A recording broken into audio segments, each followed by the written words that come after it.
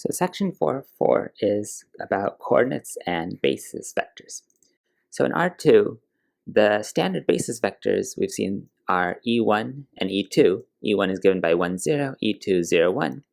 And these vectors span R2. In other words, if we're given an arbitrary vector, here I've chosen a specific vector 3, 2, and we can express 3, 2 as a linear combination of these two vectors, E1 and E2.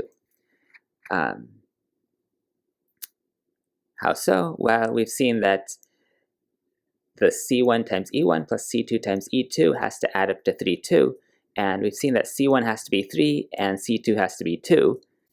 These numbers C1 and C2 are going to be called the coordinates of the vector V, whose components are 3 and 2. These are the C1 and C2 are the coordinates in the standard basis vectors. Now, there's a slight distinction between coordinates and components, but in the standard basis, they agree. Let's find another basis of R2. Now, I haven't explained what a basis is. We will in this section. But a basis is simply a set of vectors that are linearly independent and span R2. So V1 now take to be 2, 1, and let V2 be 3, 2. These two vectors span R2 simply because, well, when you throw them into a matrix, that matrix has determinant non-zero. And let's express some arbitrary vector like -2, 4 as a linear combination of V1 and V2. We do this by setting up the system of equations and then solving. Here's the system of equations. We convert it to a matrix equation. A times this vector C, consisting of C1 and C2, has to equal -2, 4. And by now, we know how to solve such a system matrix equation, namely find the inverse. A is a 2 by 2 matrix, and so the inverse is 1 over the determinant times you switch the diagonal terms. Now they happen to be the same, so nothing happens, and then introduce a negative sign on the off-diagonal terms. The determinant of the matrix A is 2 times 2 minus 3 times 1. In other words, 1, so the determinant is equal to 1. So A inverse is this thing. And then multiplying both sides of this equation by A inverse, we get that this vector C turns out to be -16, 10. And so C1 is -16, C2 is 10. And what we have computed or shown is that this arbitrary vector that I chose, -2, 4, is -16 times the first vector plus 10 times the second vector.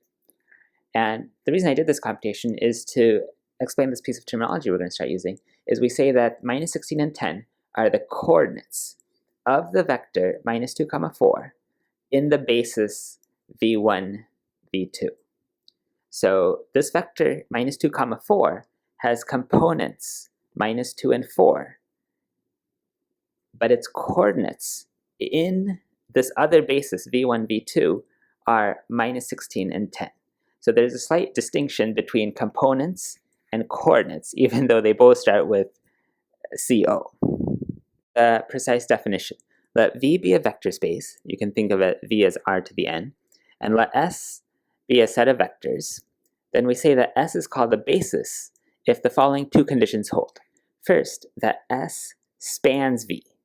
And again, what spans means is that every vector in V is some linear combination of the vectors in S. So this vector V could be written as this linear combination, some linear combination of the vectors in our set V1 up through Vn.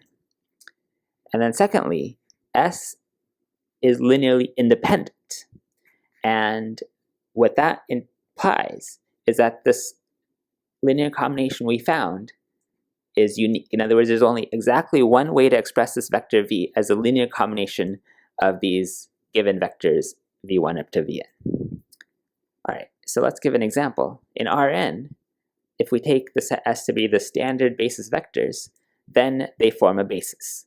We've seen that they span V, and that using the condition for linearly independent, it's easy to check that these vectors are linearly independent. It's a general fact that in Rn, a basis will have n vectors. So this particular example of a basis has n vectors, the standard basis vector, but there could be other, and there will be others, in fact, infinitely many other sets that are basis, that form a basis of Rn.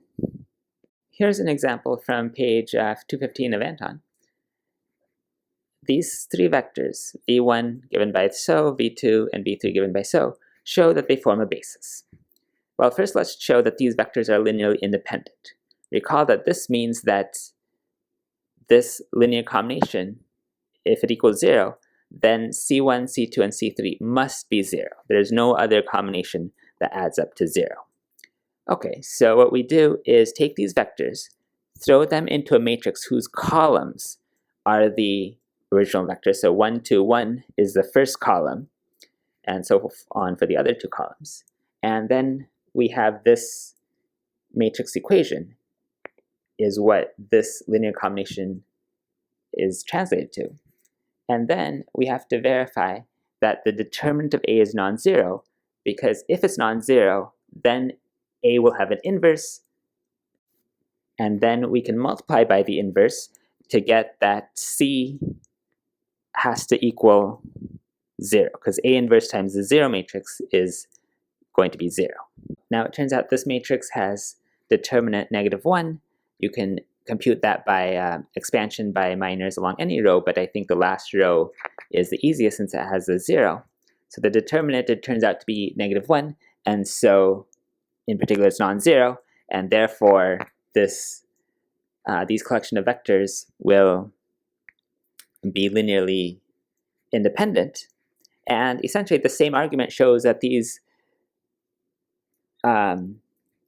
vectors span V, since to show something spans, you choose an arbitrary vector out here and find coefficients C1 to Cn, so that when you do this matrix multiplication, you get a solution.